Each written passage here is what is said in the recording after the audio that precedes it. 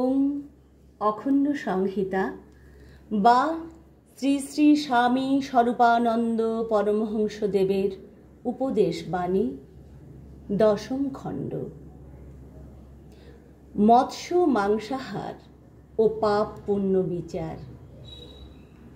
একটি প্রশ্নের উত্তরে শ্রী শ্রী বাবামুনি বলিলেন, সাধু সন্ত রামায়ত বৈষ্ণব সদাচারী ব্রাহ্মণ জ্যোতি ব্রহ্মচারী বিধবা এবং সন্ন্যাসিনী এরা চিরকালই নিরামিষ আহার করবেন।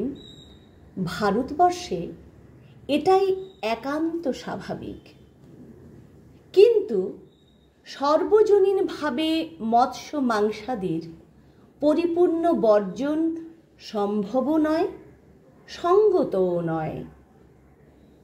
দু টুকরা রুটি বা দু গ্রাস অন্নকে প্রীতি সহকারে উদরস্থ করার উপকরণ হিসাবেই ব্যঞ্জনাদির সমাদর ও প্রয়োজন।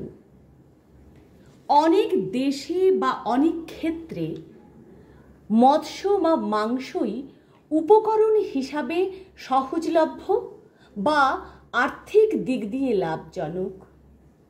সেই সব স্থানে জোর করে সকলকে নিরামিষাশী করতে যাওয়াও এক প্রকার জেদাজেদি মাত্র। আবার দেহরক্ষী সৈনিক, নরহত্যা যার ব্যবসায়, যাকে গেরুয়া পরিয়ে তপস্বী করে হিমালয়ের গহ্বরে প্রেরণ করলে দেশ পরপদানত হবে এবং ফলে হয়তো নরনারীর ধর্মাচরণের স্বাধীনতা লুপ্ত হবে, দেবমন্দির রচনার বা সংস্কারের অধিকার নষ্ট হবে, ধর্ম ব্যাখ্যান করলে প্রাণদণ্ড হবে, অপরকে নিজ ধর্মমতে আকর্ষণ করবার চেষ্টা করলে গুরুবর্গের উপরে অকথ্য অত্যাচার হবে। সেই সৈনিককেও ছানার পায়েস আর বাগবাজারের রসগোল্লা খেয়ে যুদ্ধ করতে বলা যায় না। অধিকাংশ ক্ষেত্রেই মাংসাদি তার আহারের এক প্রধান উপকরণ হবে। এর সঙ্গে পাপ পুণ্য বোধের গুরুতর এক যোগাযোগ স্থাপনের চেষ্টা না করে যে ব্যক্তির পক্ষে যা রুচিপ্রদ, সহজলভ্য ও হিতকর, সে ব্যক্তিকে সেই রূপ আহারের স্বাধীনতা প্রদান করে তার কর্তব্য পালন সম্পর্কে তাকে একান্ত অবহিত করাই বড় কাজ হবে।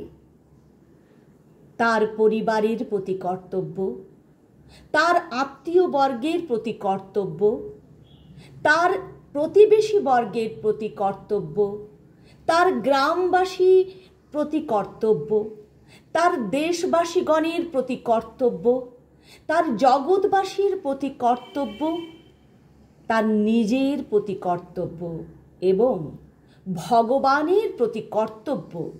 এই কর্তব্যগুলি সম্পর্কে সে যাতে সজাগ, সচেতন, সতর্ক থাকে, এই হবে প্রধান কথা। একজন নিরামিষ আহার করেন, কিন্তু বৃদ্ধ পিতামাতাকে অন্ন দেন না। মাছের নাম শুনলেই ফিনাইলের জল দিয়ে কান 3 বার পরিষ্কার করেন, কিন্তু নিজ স্ত্রীর প্রতি কর্তব্য পালনে অবহেলা করেন এবং গণিকা পোষণ করেন। এদিকে হয়তো নিরামিষ খেয়ে গ্রামের সকল লোকের শাকসবজির বাগান উজাড় করছেন, ওইদিকে আবার প্রতিবেশীদের সম্পত্তি কৌশলে অপহরণের চেষ্টার কোনো কসুর নেই।